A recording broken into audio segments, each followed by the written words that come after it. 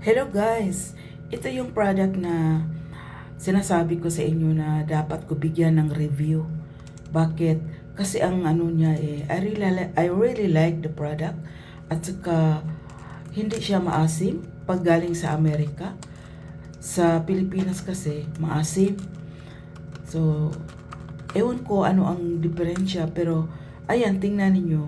Ang laki at saka walang defects. Ayan, presko talaga siya.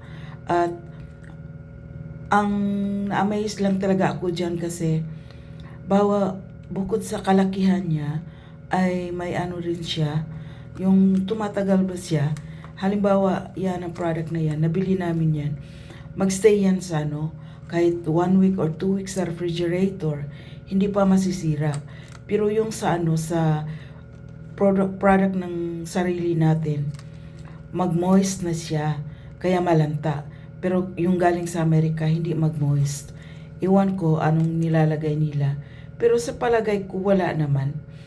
Ang strawberries po na yan ay galing sa United States of America, sa California.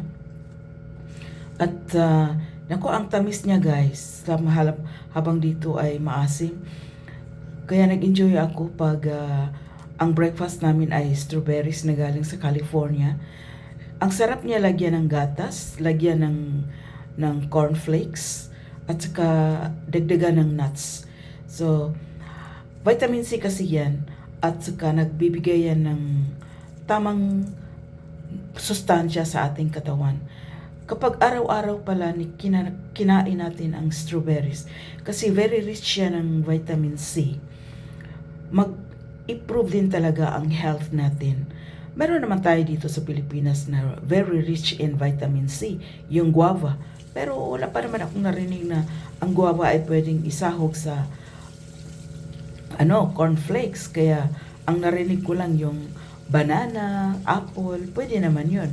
Kaso sa banana, mag-bloated yung tiyan namin. Kaya choice namin ang strawberries. So, si husband ko kasi foreigner. Lagi kami pumupunta sa SNR, hinahanap namin yung strawberries galing sa Amerika at saka yung blueberries. So, madali lang siya i-prepare. So, lalo na kapag galing sa Amerika, naku, matuwa talaga ako. Kasi malaki Kapag sa Pilipinas, maliit. At saka mag-iingat ako na di masugatan yung mga daliri ko sa pag-slice. Kailangan din kasi siyang i-slice. Kasi maliliit yung mga cornflakes at lagyan ng gatas para naman masarap ang kain, di ba? Malalagay sa kutsara, isusubo mo. Lasap na lasap mo yung gatas at saka ang bango ng strawberries at saka ang tamis niya. Kaya nga hindi na ako naglalagay ng asukal. So, ang strawberries din na galing sa Amerika, matagal din siya doon sa ref. Like, aabutin siya ng 3 weeks. Minsan 1 month, hindi pa yan nasira. So, di ko lang alam kung pero high quality talaga siya kapag galing sa Amerika.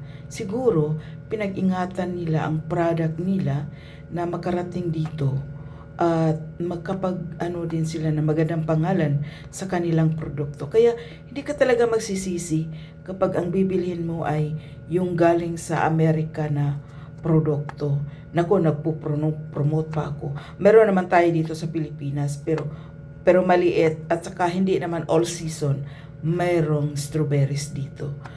Pag strawberries season sa Pilipinas, mura talaga.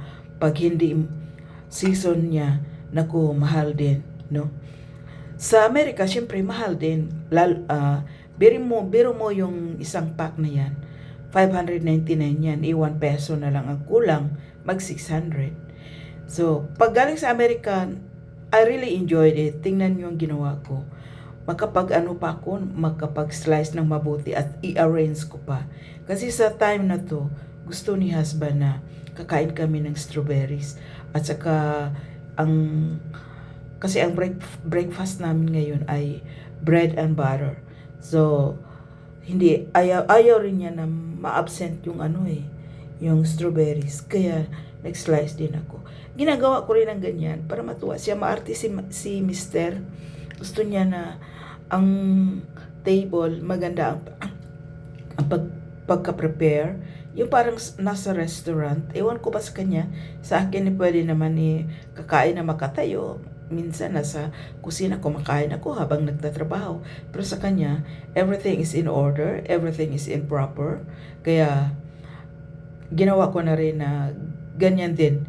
Ginagawa ko. Natutuwa siya tumatawa siya. At ito pa guys, mula nang ako ay nakapag-asawa ng foreigner, marami talaga ako natutunan. Isa na dyan ay yung design ng mga prutas. Kaya makikita nyo sa channel ko, marami akong dyan, yung iba't ibang design ng paggawa ng platter sa fruits.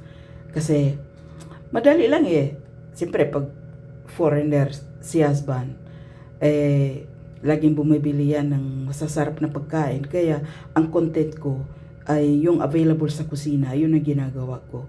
Saka naa-amaze siya, minsan gumagawa ako ng apple na nakadesign na naging crab or naging duck o yung sa watermelon. Marami akong natutunan. Kasi dati may trabaho ako, ngayon wala na. Parang nabigla ako, wala akong trabaho Parang ayaw ko rin na ma-stuck up yung utak ko. So, even dito sa YouTube, marami akong na-learn. Lalo na sa inyo guys. And, wow, ang galing-galing ninyo. So, I learn a lot from you also. From your advice. Thank you so much. Lalo na sa nanonood dito. Ayan, naggawa ko ng bulaklak. Naubos namin yan. Ako, ang sarap. Tapos, sabi ng asawa ko, wow, it's very nice. I said, I learned a lot when I got married to you, you know that. So, and then, he's very happy also. You know, I give so much importance to my husband, especially the food preparation. Kaya ginagawa ko talaga na maganda. Kasi ang binibili niya galing sa US. Ngayon lang ako nakatikim ng ganito, nakaranas na ganito pala ang mga pagkain sa Amerika. Kaya, to tell you frankly guys, ang pagkain ko ay American na rin. Hindi ko siya na mag-Filipino foods kasi ayaw niya sa Filipino foods. Okay, thank you for watching. Ito yung review natin sa strawberries.